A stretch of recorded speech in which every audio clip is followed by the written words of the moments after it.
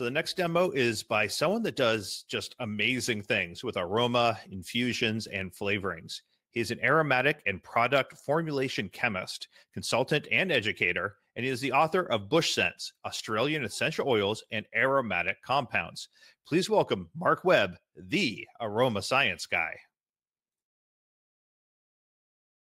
This is going to be pear and ginger honey syrup. I'm using macadamia honey from the flowers of the macadamia tree. So this is new season ginger. You'll note the colour of it. It's a lot sort of greener and sort of it's kind of like an olivey green colour, and it's very juicy and quite pungent. So it's going to add some really nice kick to the syrup. So before I start to peel the pears, I'm going to melt 3 cubes of concentrated lime juice, which I'm using for its citric acid content to stop the fruit from getting brown and also to add some acid to the mix. So I've melted the lime juice. I've got 30 mils of it to add to the bowl before I start peeling the pears. So I've diced up all the pear, and as you can see, I've mixed it with the lime juice, the 30 mils of lime juice, and that's basically stopped the oxidation of the skin of the flesh. Pears and apples will just oxidise and go yucky brown fairly easily and quickly, so it's always a good trick, and it adds that little bit of acid and flavour to the mix as well. So we've got the pear with the lime juice in the bag. Now I'm going to add the 100 grams of diced ginger. It'll come out of the container, and just re-tear the scales. And then I'm going to add 570 grams of honey. I do it by weight,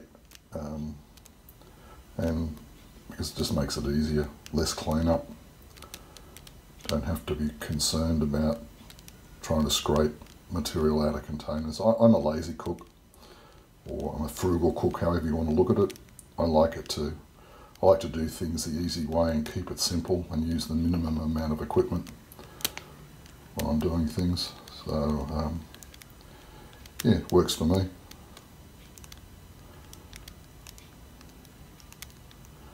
Just about there.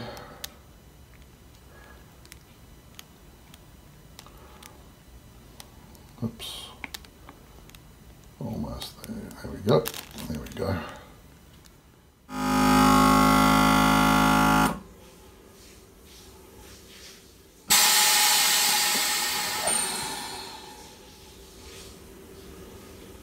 So there's the syrup, or the honey with the pear, lime juice and ginger mix ready to go in the sous vide. I'm going to let it sit on top of the beef short ribs that are in there cooking. I love doing multiple things at once. It's very economic when you're cooking, if you can have multiple stuff going at once. So now we'll put that in and let it go for probably 30 minutes and see how it is. Come back and check it then. So this is the pear and ginger mix after it's been in the sous vide for an hour. The pear is very soft. The ginger, yeah, it's starting to break down. Ginger fibres are starting to break down, going slightly translucent when you look at it. There's some ginger there that's starting to break up. Now I could leave this in for longer, but I think that's a long enough infusion. I'm going to take it out and filter it now, and we'll see how it tastes.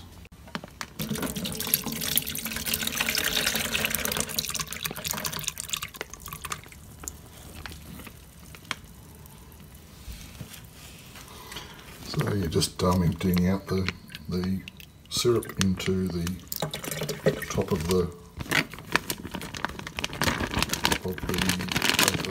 sieve.